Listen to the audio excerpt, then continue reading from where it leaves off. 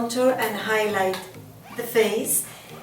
Although she has dimension, she still looks way too natural and within brown tones. So we need to give some light to her face, and for that, there's nothing like blush to bring people's faces back to life. So blush has many functions, well, not many functions, actually many results of one function, which is just to give the face, the skin of the face, health. You know, make it look alive, healthy, younger. But not only that, the blush well placed has the power of structuring the face, whereas if you place it in the incorrect place, it draws the cheeks down, pointing them to this area, which, you know, is a problematic area because some people have double chin. At a certain age, this is the first area that starts sagging. So when you apply the blush in the incorrect place, let me tell you what that is. Some people say, well, I know where it is. I just smile and apply my blush here. But what they don't know is that when you don't smile, it goes down. And then you end up having it here. And visually, when people are looking at you, it draws attention, the blush draws attention to this area and this, all this, which is problematic, right? So the blush should always be as, you know, level to the tip of the nose to lift and slim the face.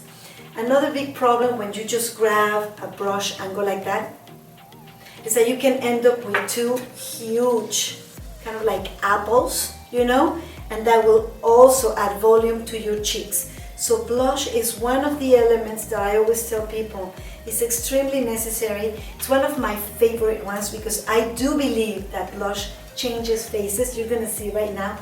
It gives this effect that is just lively, right? But at the same time, if you do it incorrectly, it can really ruin the face. So, where does the blush go? Working the cheeks is very interesting because makeup artists always think that the most difficult thing are the eyes, whereas no, actually the most difficult part of the face to apply makeup to is the lips, believe it or not. These are number one, the hardest, because to keep the symmetry is difficult. And the second one would be the cheeks, doing them correctly. Because in the cheeks, we do the contour, the blush, and then the bronzer, and then the highlighter, which is the shine, right? But everything has to be placed in the right position for the cheeks to look slim, you know? Not slim, but slender and structured. So let's think about the bones that we have on our head. This one, which we call the cheekbone, is actually the zygomatic arch, right? And it runs from here all the way, you know, all the way to the nose. The contour goes under the cheekbone. The blush goes on the cheekbone. But it cannot be so big that it invades the eye.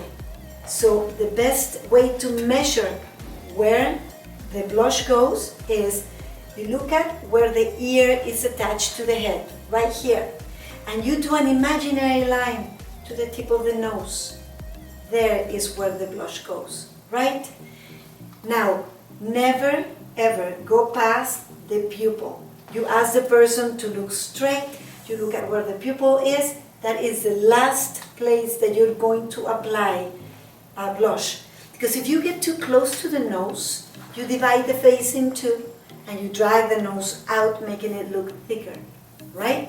So for applying blush, the best brush is this one, you know, which is slanted and it gives us the shape that we want.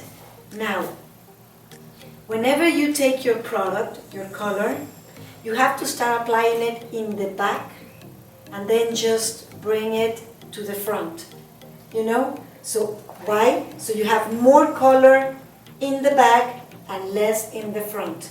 It is important to bring the contour and the blush to the pupil. So when people see you from the front, they can see the effect of this pulling and slimming the face. you know, from here. That is what structures the face. If you leave them behind here, people won't be able to see it when they see you. There are different types of blush. There's the powder blush, cream blush, liquid blush. Today I'm going to work with one of my favorites, Aymera's cream blush. Look at this beautiful color. This one matches every skin tone and it just makes the skin look radiant and healthy, right? And let me just show you the liquid one. The liquid one is beautiful too. But right now, like I said, I want to use the cream. The liquid one, you can use it again and apply it again with a brush, as you can see, right? And it gives a very sheer coat of color, which looks very natural.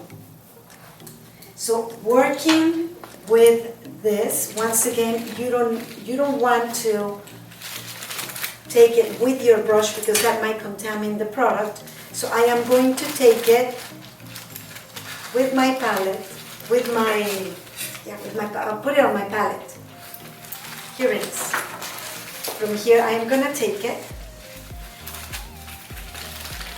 And now let's apply it. You want to apply blush kind of like simulating a triangle. First you mark it, and then you're going to blend down so it can meet the contour. And that's what gives this beautiful dimension to the cheeks, right? First you have the hollow of the contour, then it comes to the radiance of the blush, and then a little bit of bronzer, tying everything, and then shimmer at the end. That's what makes it look beautiful. So this is the direction I am going to follow, as you can see, from the ear to the tip of the nose. And I am grabbing my brush like this to control it, so it doesn't go, the hairs just don't go everywhere, right? Because some people just allow their brushes to do this, and then you end up with very difficult lines, but really thick, not difficult, but really thick. You should always control the application. Control it like this. Okay? So now that I apply it, I just blend it down, just so it meets with the contour. And this is what brings the face to life. Look how beautiful that looks. Now I'm going to tell you a little trick that I do. I always put a little bit of blush in the eyes too. I need to take a little bit more. There you go. And once again, we start from here and we mark it to go in the direction of the tip of the nose. There you go. There it is. And now, too much. And now is when I blend it. Always blend towards the ear. Always, like that. Because that is what makes it look natural. Otherwise, it just looks like a chunk of color here, right? No. Always diffuse it all the way and blend it all the way to the ear. Look at me, please. If you have noticed in the videos, I always say, look at me, please. Especially when I was contouring and now that I'm putting the blush. What am I looking for? Symmetry. I don't want one of the blush applications to be here and the other one here, because then the face will look crooked, right? I need to make sure visually that both of them are in the same direction, with the same angle and the same thickness. So for that, I ask her to look at me. And as soon as I can see both ears, then I can see that the blush is even. Okay? And that is how you apply blush. Now, as I was telling you, oftentimes I apply blush to the eyes a little bit, because that warms them and makes them look really good. So I'm going to show you how I do that. Just over here, a little touch, and a little touch. And with that, we're almost done. Remember that blending is key? So I'm going to take a brush, a clean brush, and just blend a little bit more. Now let me tell you one thing. Right now we're building the base on which you're going to be able to do any makeup application that you want.